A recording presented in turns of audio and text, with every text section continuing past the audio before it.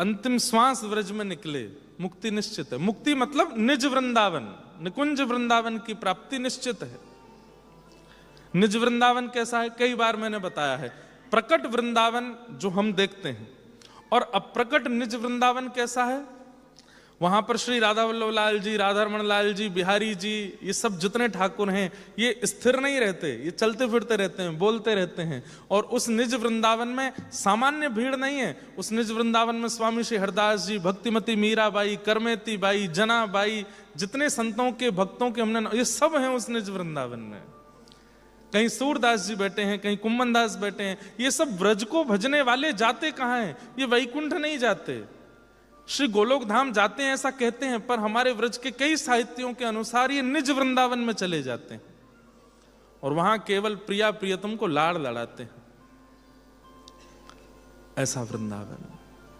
भाग्य बड़ो वृंदावन पायो, भाग्य बड़ो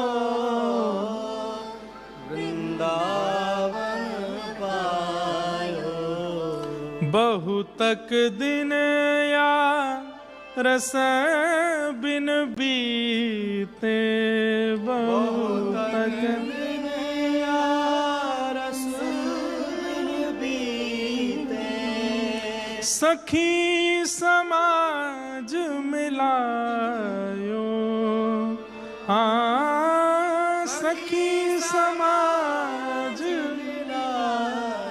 मिलायो, भाग्य बड़ो वृंदावन पायो, भाग्य बड़ो वृंदावन पायो।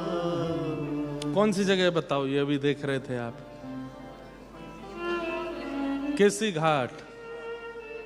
यहां पर केसी नाम के राक्षस का वध किया था ठाकुर जी ने। कैसे किया था पता है? मधुमंगल लाला ते बोलो, लाला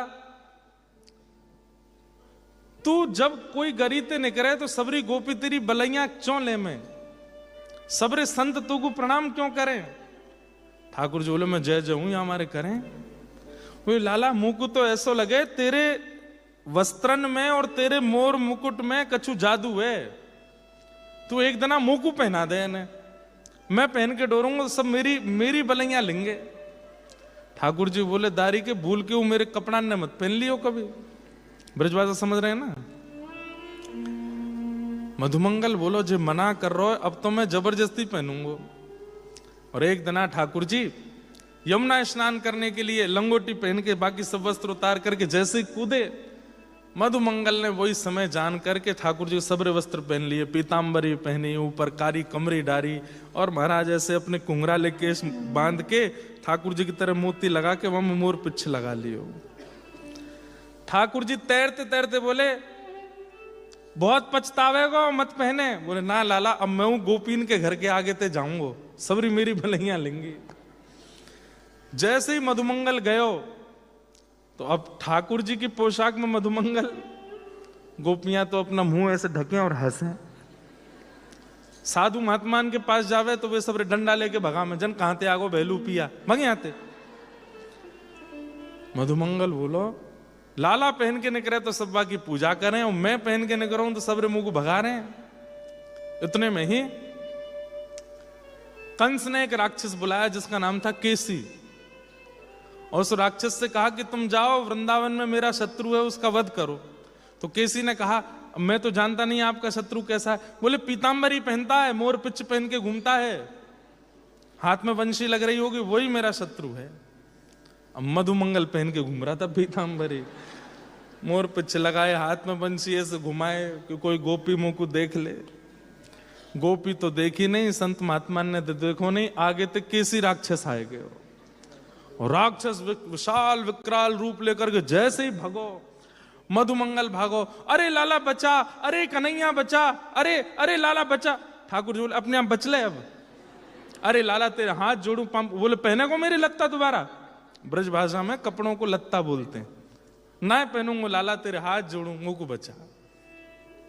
तब ठाकुर जी निकल के आए और एक मुष्टिक प्रहार करके केसी इसी घाट पर ठाकुर जी ने उस राक्षस का वध किया। और तब ठाकुर जी ने ये उपदेश दिया, मेरे सेवक बनो, मेरे जैसे बनने का प्रयास करोगे तो राक्षस पीछे पड़ जाएंगे। कई लोग भगवान बनने में बड़ी खुश होते हैं, हम भगवान बने, हम पूजनीय बने, हम पूजें। नहीं, दासानुदासो भवतास्म भूय मनस्मरेता सुपतेर गुणांस्ते गृणीत वा कर्म करो तुकार।